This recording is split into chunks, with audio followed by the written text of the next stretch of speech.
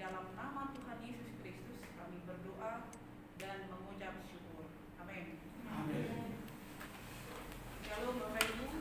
Shalom. Kita akan sama-sama belajar dari bagian firman Tuhan Lukas 6 ayat 27 sampai 36.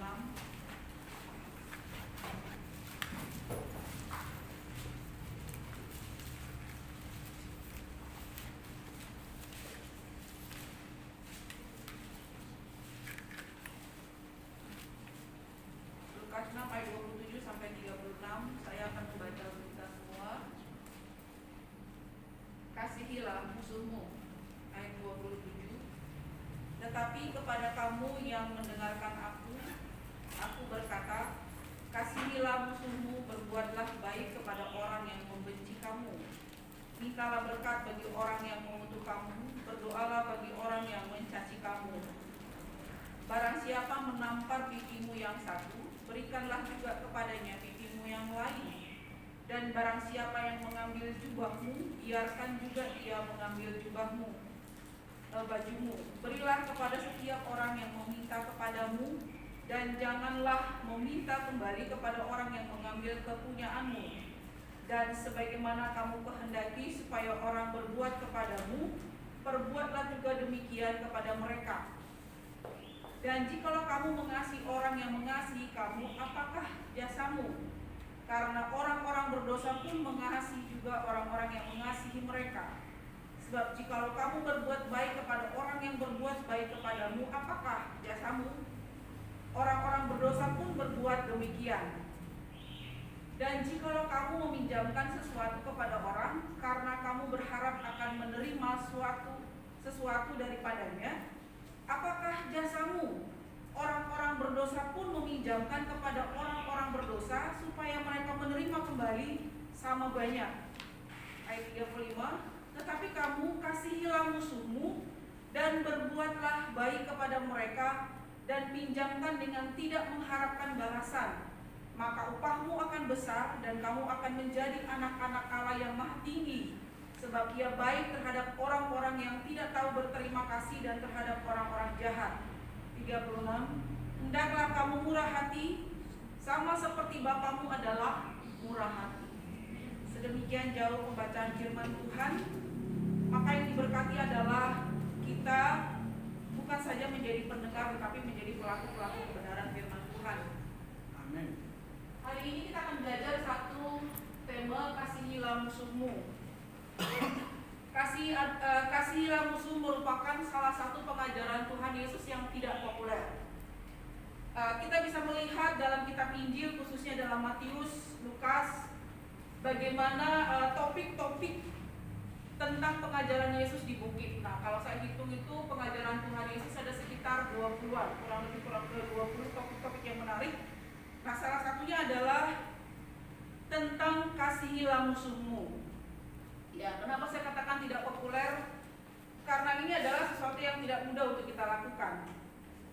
Pengajaran Tuhan Yesus dalam kitab Injil Lukas 6 ayat 27 sampai 30 merupakan prinsip-prinsip kebenaran Allah, di mana Yesus memerintahkan agar semua orang percaya atau orang Kristen harus hidup oleh iman kepada Anak Allah yang Maha Tinggi dan haus terhadap kebenaran yang diajarkannya. Jadi prinsipnya adalah dalam pengajaran Yesus merupakan keinginan hati Yesus, keinginan hati Allah bagi setiap kita, bagi setiap orang percaya untuk mengejar, untuk haus melakukan apa yang Tuhan Yesus ajarkan di bukit. Salah satunya adalah tentang mengasihi musuh. Sedikit kita melihat latar belakang dari Lukas ini. Ya, Injil Lukas ini dikirimkan kepada Theophilus yang adalah orang Yunani, baru bertobat, seorang dokter, di mana tujuannya adalah supaya melalui Theophilus ada banyak orang-orang Yahudi, non-Yahudi atau orang-orang Yunani, petobat-petobat baru yang percaya kepada Yesus, memahami prinsip-prinsip kebenaran yang diajarkan oleh Yesus dan harus diketahui oleh semua orang. Ya, kalau kita lihat dalam Injil Matius Pengajaran ini disampaikan oleh Yesus di bukit ketika bertemu dengan banyak orang dan para murid pada waktu itu. Dan Yesus melihat banyak orang, artinya bahwa ketika Yesus melihat orang banyak itu, Yesus yang adalah Allah memahami betul persoalan yang dihadapi oleh manusia. Kehidupan manusia satu dengan yang lainnya, baik secara individu, secara kelompok, dalam komunitas yang besar, bahkan berbangsa dan bernegara. Ya, itu konteksnya ya. Kalau kita lihat, nah, kasihilah musuhmu. Ini merupakan ajaran Yesus yang sangat di mana Yesus sendiri memahami keberdosaan manusia. Natur keberdosaan manusia pada hakikatnya selalu ingin melakukan apa? Melakukan yang bertentangan dengan kebenaran firman Tuhan. Natur keberdosaan manusia selalu ingin melakukan kehendak dagingnya. Ini kita bisa lihat dalam Roma 6 ayat 23. Upah dosa adalah maut, atau dalam Roma 3 ayat 23. Semua manusia sudah jatuh di dalam dosa. Dua hal yang menarik dari Yesus adalah cara pandangnya dia. Kita bisa melihat cara pandang Yesus terhadap orang berdosa, khususnya adalah orang-orang yang sudah percaya. Kita lihat dalam Matius 5 ayat 1 dan 2, dikatakan ketika Yesus melihat orang banyak itu, naiklah ia ke atas bukit, dan setelah ia duduk, datanglah murid-muridnya, maka Yesus pun mulai berbicara dan mengajar mereka. Nah, ini yang kita bisa lihat bahwa hati Yesus terhadap orang berdosa, dan bagaimana hati Yesus untuk menolong kita, menolong orang-orang banyak pada waktu itu, menolong para murid agar memiliki konsep, memiliki pemahaman, memiliki cara pandang dan hidup atau gaya hidup yang mengerti tentang kebenaran. Karena kebenaran itulah yang akan menjadi standar kehidupan bersosialisasi, ya, standar kehidupan satu dengan yang lain, bermasyarakat dan seterusnya. Mengasihi musuh adalah bagian yang sangat sulit untuk dilakukan oleh setiap kita kepada sesamanya atau bahkan kepada orang-orang yang bermasalah dengan kita. Oleh karena orang percaya sekalipun, ya, orang percaya sekalipun, kenapa? Bukan hanya kepada orang banyak pada waktu itu, tapi ada para murid-murid yang dipilih Tuhan, yang disiapkan oleh Tuhan, tetapi para murid pun masih punya kehidupan yang harus diperbaharui, yang harus mereka mengalami pembenaran dari pengajaran Yesus. Jadi artinya bukan hanya kepada para murid, tetapi kepada orang banyak pada waktu itu. Karena apa? Pengajaran Yesus menggambarkan bahwa Yesus punya standar yang sangat tinggi terhadap kita, terhadap orang percaya, terhadap orang-orang yang dikasihinya. Standar Yesus adalah standar kerajaan Allah, bukan standar dunia ini. Ya, kalau dunia itu kalau ditampar pipimu yang kiri, tampar juga pipinya yang kiri, begitu ya. Benar nggak sih? Kalau kau berbuat jahat, aku juga akan berbuat jahat. Emang siapa lu? Lu nggak kenal gue, gitu kan ya? Kita kan begitu. Nah, itu adalah dunia. Nah, Allah sangat berbanding terbalik dengan ajaran dunia. Itu yang saya tadi katakan bahwa standar Tuhan Yesus itu sangat tinggi sekali. Maka saya ingat mantan presiden Amerika yang ke-16, saya lupa namanya siapa. Dia bilang bahwa standar moral tertinggi itu adalah apa yang diajarkan oleh Alkitab. Buku yang lain yang ditulis oleh dunia tidak bisa menyamai standar moral, standar etika, standar hidup yang benar itu adalah berdasarkan Alkitab. Itu sebabnya dia katakan bahwa tidak ada buku yang terbaik dalam dunia ini yang diberikan oleh Allah kepada manusia selain adalah Alkitab. Tidak ada buku yang terbaik. Nah, ini yang kita bisa lihat bahwa kenapa Yesus harus mengajarkan satu topik yang tidak populer, satu topik yang sangat sulit sekali dilakukan oleh manusia adalah hal mengasihi manusia. mengasihi musuh. Nah, ini yang sangat sulit sekali. Karena kita tetap harus melihat bahwa dalam Matius 22 menjadi standar yang tertinggi Allah, mengasihi sesama dan mengasihi Allah dan mengasihi sesama. Itu kan simbol salib ya, vertikal dan horizontal. Mengasihi Allah sungguh-sungguh, maka kita juga harus bisa mengasihi sesama. Kendati pun dia seperti tadi digambarkan musuh kita. Sulit ya mengasihi musuh ya. Apalagi kita sudah gak suka, kita benci, kita marah. Kalau bisa tuh jangan ada di depan mata saya. Ya gak sih? Kalau ketemu di sini pun kalau bisa gak usah ketemu. Nah, itulah pergolakan keberdosaan manusia kita yang kita terus berperang melawannya. Nah, pengajaran Yesus yang bicara tentang musuh ada 3 hal. Saya mencoba melihat dalam kamus arti kata musuh.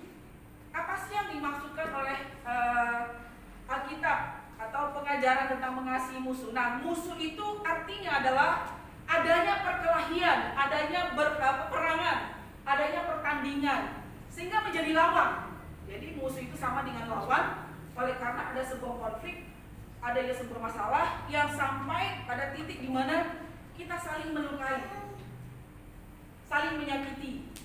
Ya. Nah, itu adalah yang dimaksudkan lahirnya sebuah permusuhan. Lalu yang kedua adalah adanya perseteruan. Ya, perseteruan tahu ya? Sama sebenarnya, adanya konflik. Ya, adanya permasalahan di dalamnya. Kemudian yang ketiga adalah musuh itu sama dengan sebuah perbandingan atau saingan, adanya ketidakseimbangan kita dengan orang lain, merasa bahwa hadirnya orang itu menjadi saingan buat kita.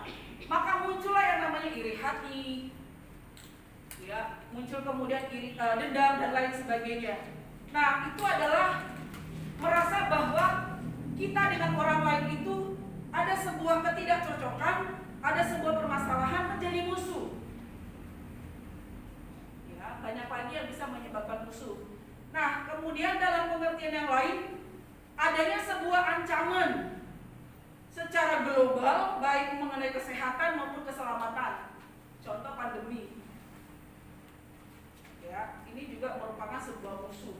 Musuh bagi kita, musuh bagi masyarakat, musuh bagi bangsa karena mengancam kesehatan dan keselamatan kita. Tetapi dalam konteks ini yang dimaksudkan adalah musuh itu, ya ini kata benda, adalah berbicara dengan hubungan sesama manusia. Satu dengan yang lainnya, baik secara individu, tadi saya sudah sebutkan, secara kelompok maupun secara bangsa. Ya, karena ada perang antara bangsa. Ya, kalau saya pernah ke Papua, ke Timika itu, perang antara suku sampai bunuh-bunuhan. Gitu ya. Setiap hari pasti ada yang meninggal. Ketika saya ada di Timika, perang tiap hari antar suku. Nah, permusuhanlah yang kerap terjadi dalam kehidupan manusia. Yaitu tadi saya sebutkan adanya pertengkaran, adanya perselisihan, perseteruan, dan dampak dari permusuhan ini sangat mengerikan sampai kepada kematian. Jadi kalau kita lihat dalam televisi itu ya, berita bapak bunuh anaknya lah, anak bunuh bapaknya lah, ya, kemudian macam-macam akibat adanya permusuhan di dalam diri kita kepada orang lain. Saya berikan contoh dalam keluarga, ya, sampai ada anak yang diusir oleh bapaknya lah, ada macam-macam kita bisa lihat dalam berita. Bahkan dalam kehidupan kita, mungkin dalam keluarga kita, dalam keluarga saya juga begitu. Masalah tanah bisa menjadi pertengkaran dalam keluarga. Akibatnya apa? Permusuhan yang lahir. Orang kata bilang sampai mati pun aku gak mau berdamai, masih dalam bahasa Batak ini. Dan mardomu di tanah narara gitu ya.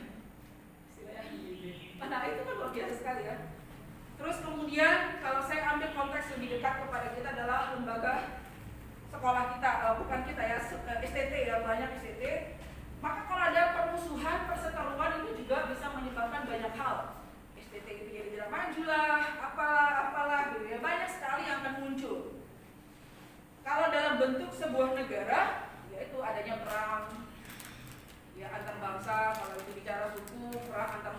lain sebagainya. Nah, ini contoh-contoh yang disebabkan dengan adanya sebuah permusuhan. Nah, permusuhan ini menjadi hal yang tidak disukai oleh Allah. Yesus sangat tidak menghendaki demikian, sebab tujuan Allah menciptakan manusia, mendesain alam semesta ini adalah untuk kebaikan dalam kekekalan dan bukan untuk kebinasaan. Makanya ada satu bagian firman Tuhan, rancangan Tuhan bukanlah rancangan kecelakaan, tapi rancangan damai sejahtera. Rancangan Tuhan bagi hidup kita adalah rancangan kebaikan. Makanya dia sampai mati di atas kayu salib. Ngapain dia tinggalkan surga, datang ke dalam dunia, di mana dunia ini penuh dengan dosa, dan Allah mau menjumpai kita. Allah menjumpai saya dan Bapak Ibu semua dengan tujuan tadi, kepada kemuliaan, kepada kekekalan yang dirancang semula bagi kehidupan kita dan dunia ini. Adalah rancangan damai sejahtera, bukan rancangan kecelakaan.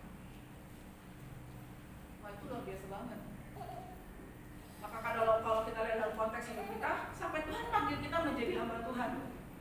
Wah, itu udah lebih luar biasa lagi. Sampai dia mau memilih saya, memilih kita semua untuk satu pekerjaan, memberitakan kabar baik. Kabar baik itu adalah damai. Kabar baik itu adalah sukacita. Kabar baik itu adalah kemurahan, damai sejahtera, dan seterusnya. Nah, mari kita lihat apa yang diajarkan oleh Yesus dalam ayat yang kita baca. Tadi gambaran secara keseluruhan bagaimana hati Allah memandang arti sebuah musuh, dan Allah sangat tidak menghendaki dan Dia menginginkan kita untuk hidup mencari kebenaran, di mana kebenaran itu salah satunya adalah kasihilah musuhmu. Wah, ada saya. Coba kita lihat dalam ayat yang ke-27. Tetapi kepada kamu yang mendengarkan aku berkata, kasihilah musuhmu. Wow. Kasihilah musuhmu, perbuatlah baik kepada orang yang membenci kamu. Itu yang tadi saya katakan bahwa ini adalah pengajaran yang tidak populer, pengajaran yang sangat sulit, sangat berat untuk kita lakukan. Tapi inilah yang harus kita lakukan, bahwa kita harus bisa mengasihi musuh tadi yang berkelahi dengan kita, yang tidak suka dengan kita, yang membenci kita, yang bermasalah dengan kita.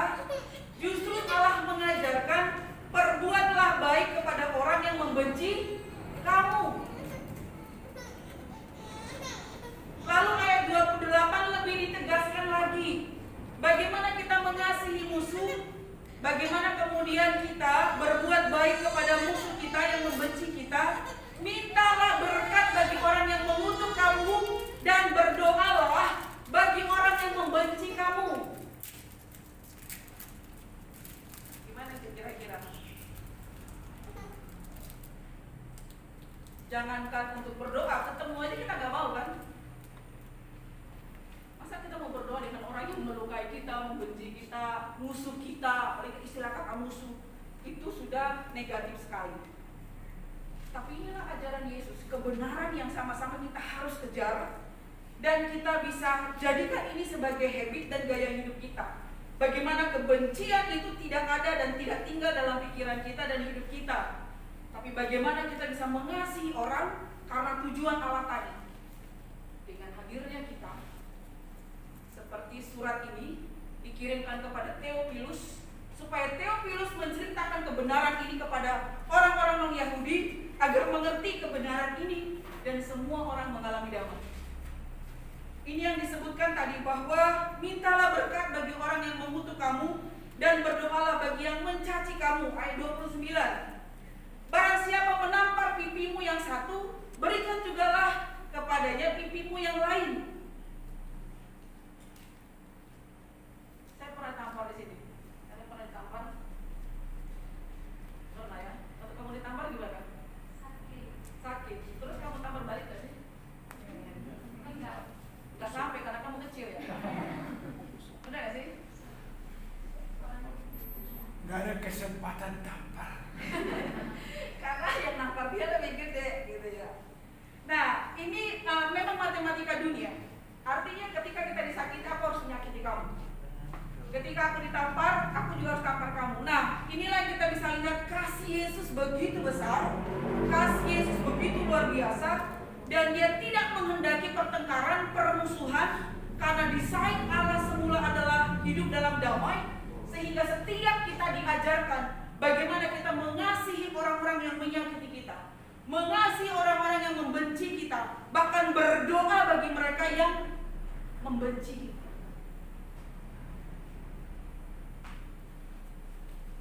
Karena ketika kita melepaskan pengampunan, ketika kita memberi pengampunan dan bisa menerima orang yang melukai kita, itu rasanya ada kepuasan, ada sukacita, ada kebahagiaan tersendiri. Saya percaya teman-teman bisa bercerita di sini kalau ada yang sudah mengalami hal demikian, itu indah banget. Tapi kalau kita ada menyimpan kemarahan, menyimpan benci, menyimpan dendam, saya yakin kita nggak akan damai. Kemudian ditegaskan lagi dalam bagian firman Tuhan ini, kita lihat ayat yang ke-35.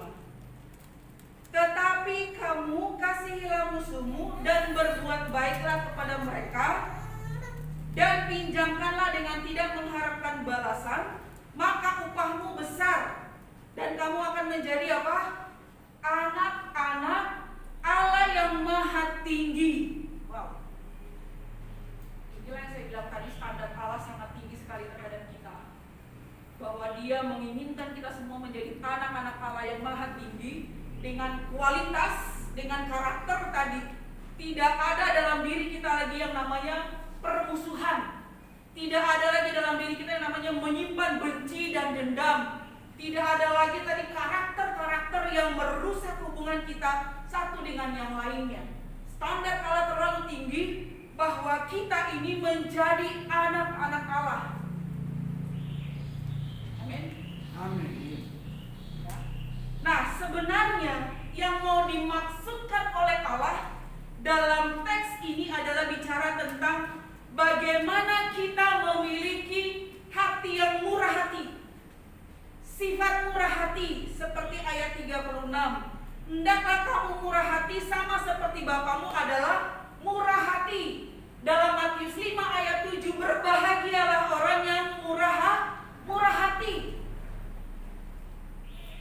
Berbahagialah orang yang memiliki murah hati. Bahkan dikatakan dalam ayat 36 tadi, hendaklah kamu murah hati sama seperti Bapamu adalah murah hati. Jadi ini merupakan ayat penegasan menjelaskan dalam ayat 27, 28, 29, ayat 30. Sebenarnya yang ingin Allah harapkan dari saya dan kita semua adalah memiliki pribadi karakter murah hati. Sebab murah hati itu adalah memiliki rasa belas kasihan. Dalam dirinya itu sudah tumbuh rasa belas kasihan. Orang yang murah hati itu tidak menyimpan dendam. Orang yang murah hati itu memiliki rasa empati. Orang yang murah hati itu menerima dan memaafkan orang lain. Orang yang murah hati itu adalah suka memberi, suka menolong, peduli dengan orang yang mengalami penderitaan, menghargai dan menghormati orang lain. Itu adalah orang yang memiliki murah hati. Dan inilah yang dikehendaki oleh Allah dalam hidup kita, karena dampaknya akan sangat baik sekali ketika kita hidup bersosialisasi dengan orang lain yang berbeda dengan kita. Maka saya berpikir tadi malam itu teman-teman tinggal di asrama itu luar biasa. Tujuannya itu salah satunya adalah saya punya pedoman kehidupan di asrama. Kenapa harus tinggal di asrama? Salah satunya adalah bagaimana kita bisa menumbuhkan rasa peduli, bahkan menumbuhkan rasa bagaimana satu dengan yang lain bisa hidup berdamai. Meskipun ada dari Nias, dari Batak. Orang Batak tahu kan, tensinya juga tensi tinggi.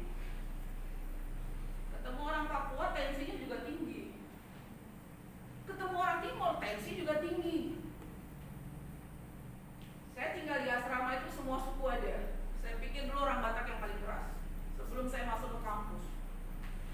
Begitu saya masuk kampus ternyata ada orang Papua, ada orang Timur. Saya berpikir ternyata bukan hanya orang Batak yang keras.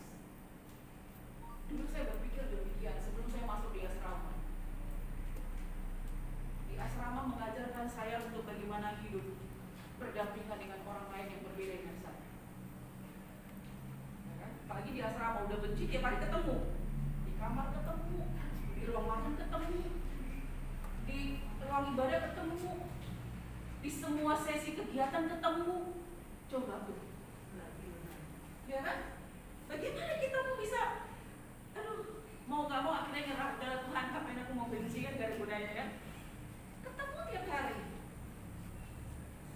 begitu ya.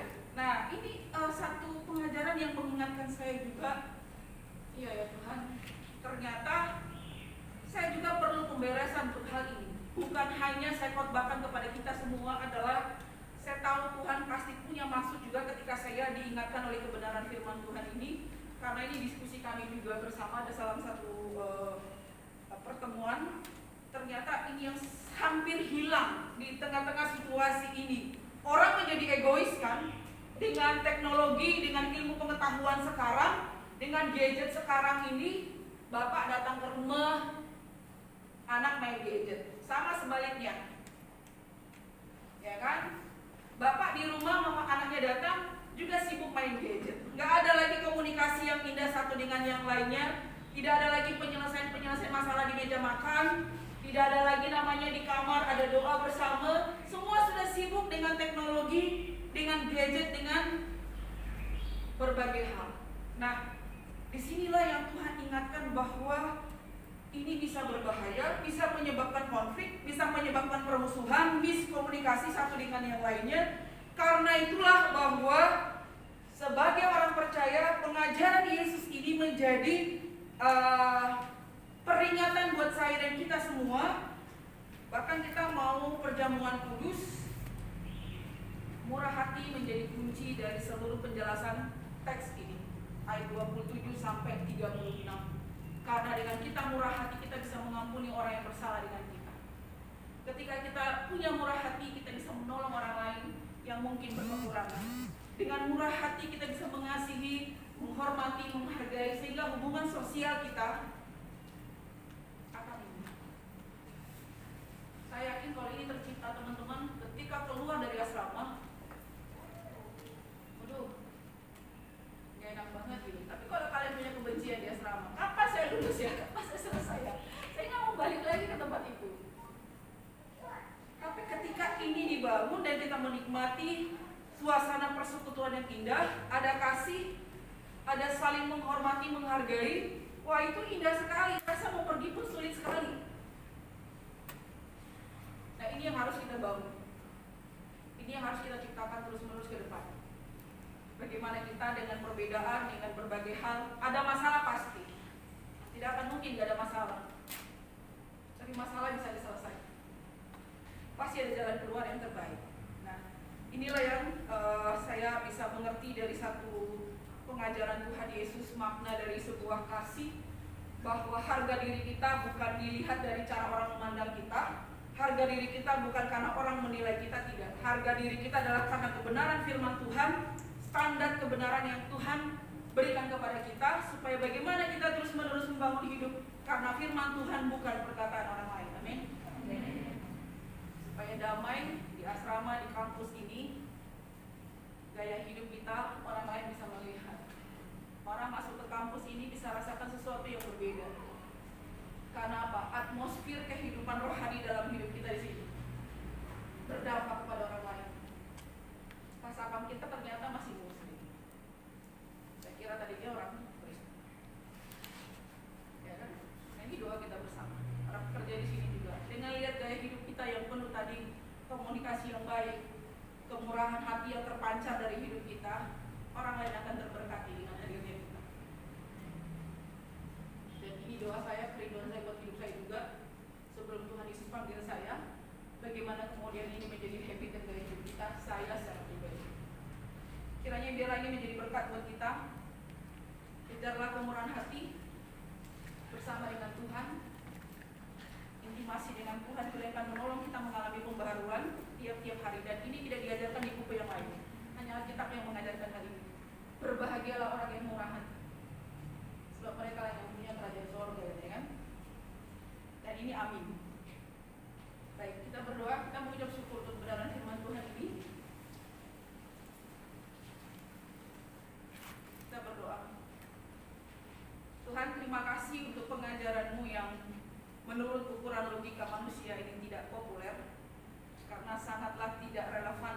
situasi keadaan manusia masa kini, di mana manusia masa kini bahkan dunia ini ketika mendapatkan perlakuan yang tidak adil, perlakuan yang tidak baik, maka dia pun akan melakukan hal yang sama. Kami berdoa dalam nama Tuhan Yesus, biarlah pikiran ini kami putuskan. Kami mau seperti Yesus mengajarkan kami mengasihi orang-orang yang mungkin melukai kami, menyakiti kami, membenci kami, dan kami bisa mengasihi dengan berbuat baik terus seperti yang Yesus ajarkan.